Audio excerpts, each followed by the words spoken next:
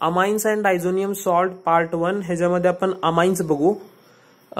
पहिल्यांदा नायट्रिल पासून RCN वर जर आपण LaH H2 कॅटलिस्ट किंवा sodium amalgam ethyl alcohol use केलं तर RCH2NH2 आपल्याला भेटतं।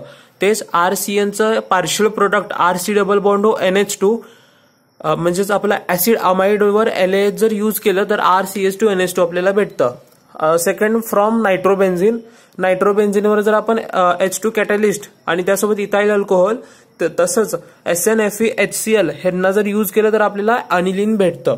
नंतर आपण फ्रॉम अल्काइल हॅलाइड पण बनवू शकतो RNH2 ला। अल्काइल हॅलाइडवर जर आपण अमोनिया यूज केलं तर आपल्याला RNH2 भेटतं। तेच एक ब्रोमाइड डिग्रेडेशन रिएक्शन आहे ज्याच्यामध्ये 1 डिग्री ऍसिड अमाइड जे आहे त्याला घेतलं जातं Br2NaOH किंवा Br2KOH हे त्याचं रिएजंट आहे, त्याच्यापासून आपल्याला C डबल बॉन्ड उडवायचं डिग्रेडेशन करायचं RNH2 भेटतंय। नंतर एक गॅब्रियल थॅलामाइड सिंथेसिस आहे, हे जे आहे ते थॅलामाइड आहे। थॅलामाइडवर जर आपण NaOH नंतर 1 डिग्री RX आणि परत NaOH जर ट्रीटमेंट केलं तर RNH2 आपल्याला भेटतं। ब्रोमाइड डिग्रेडेशन रिएक्शन मध्ये पण R 1 डिग्री असायला पाहिजे। नंतर चौथं एक वेगळं डायमेन्शन आयसोनायट्रिल RNC ला जर आपण हायड्रोलिसिस दिलं तर RNH3 प्लस हे आपल्याला भेटतं। तेच RNC ला वर आपण LaH एक रिड्युसिंग एजंट जर यूज केलं तर RNHCH3 आपल्याला 2 डिग्री अमाइन भेटतं। नंतर आता properties of amines, properties of अराइन्स पहिल्यांदा RNH2 घेऊ। RNH2 ला RC डबल बॉन्ड OCl म्हणजे ऍसिड क्लोराइडचं RNH2 सोबत रिएक्शन केलं तर R' डबल बॉन्ड NHR हे आपल्याला प्रोडक्ट भेटणार आहे। R' double bond NHR।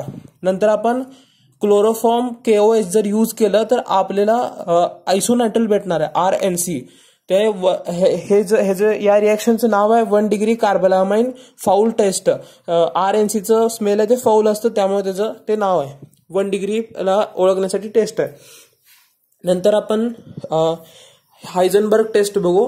हायझनबर्ग test 1 degree 2 degree 3 degree अमाइन्सला डिस्ट्रीब्यूट करण्यासाठी 3 डिग्री अमाइन सोबत हे जर रिएजंट जे आहे ते रिएक्टच करत नाही त्यामुळे ते वेगळं होतं।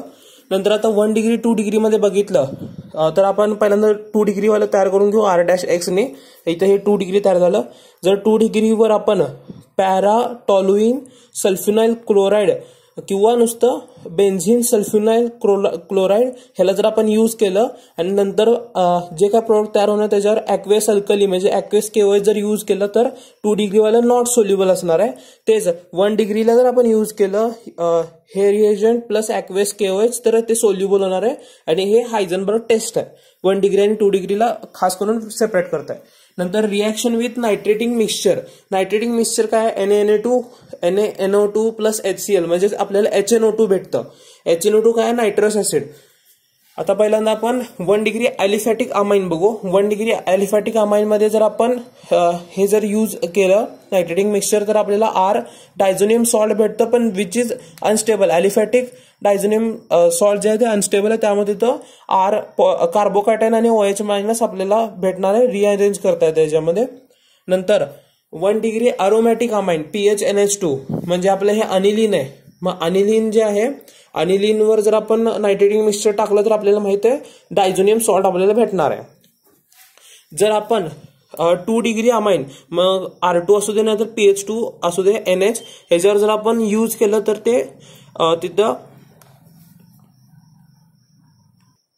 ESR बघायला भेटणार आहे। ESR मध्ये NO पॉझिटिव्ह हे यूज म्हणजे NO पॉझिटिव्ह हे येणार इलेक्ट्रोफाईल म्हणून येणार आहे। मग PH2 किंवा R2NNO हे 2 डिग्री अमाइन असं त्याचं प्रोडक्ट तयार होत आहे। नंतर जर आपण 3 डिग्री अलिफॅटिक अमाइन जर बघितलं R3N ह्याच्यामध्ये पण NO पॉझिटिव्ह ESR सारखं इलेक्ट्रोफाईल म्हणून काम करतंय आणि हे असं प्रोडक्ट तयार करतंय। आणि तेच आपण 3 डिग्री अरोमॅटिक